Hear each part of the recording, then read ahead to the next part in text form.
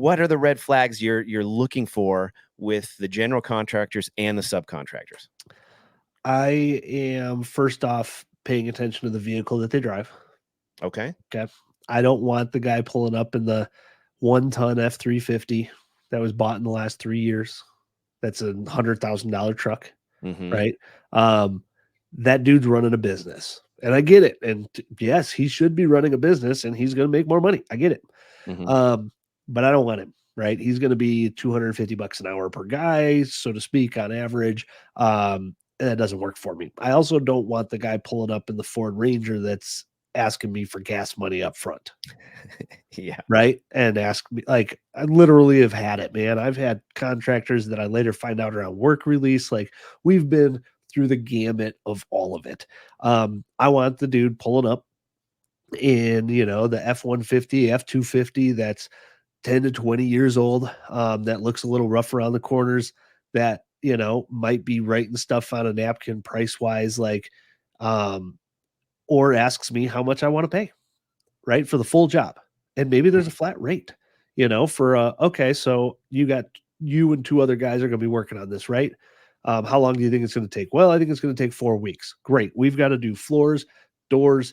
We won't have you do the carpet. Someone else will do it. Maybe we'll do the windows. We'll do paint. We'll do landscaping, whatever. What's a good rate for 3 guys right now for a month? Right? Is that 20 grand for you? Is that 25 grand for you? Pay for labor, we'll pay for parts, right? And that's how we started with our contractors. And because you have to go through the reps to figure out who is good to work with, right? And you'll by accident again run into someone that's good, that's at the right point in their business where they haven't exploded yet, right? But they're wanting to build up, and they appreciate you as much as you appreciate them. Uh, I've never negotiated with a contractor ever. Your Wow. price is your price, Yeah. right? If that doesn't work for me, I'm going to go somewhere else.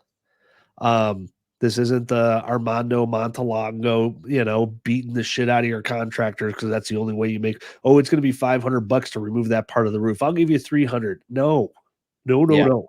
Yeah. Nobody wants to do business that way. Nobody wants to do business that way. Pay your contractors, pay them on time. Don't pay them too much up front. And eventually you will weed through, but you'll go through iterations of people screwing up your floors, right? That you have to fire. Mm-hmm. Quick to hire, quick to fire, period. Yep. Up front, I do look at contractors' court statuses now. I look for lawsuits. Okay. Um, How do you do which is that? a huge one. Once I learned that, because I had a buddy, there's a big, big lesson in any contracting world. I didn't know it could happen. I had a buddy of mine who was flipping as well, flipping a few a year. He knew what he was doing. Hired a GC and was paying the GC on draws, right? $5 grand a week, whatever it was. And eventually he went to go get the house ready for sale. House went on the market, and he gets a phone call from the HVAC guy cussing him out because he needs to get paid.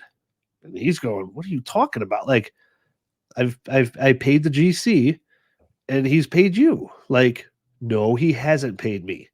Oh crap.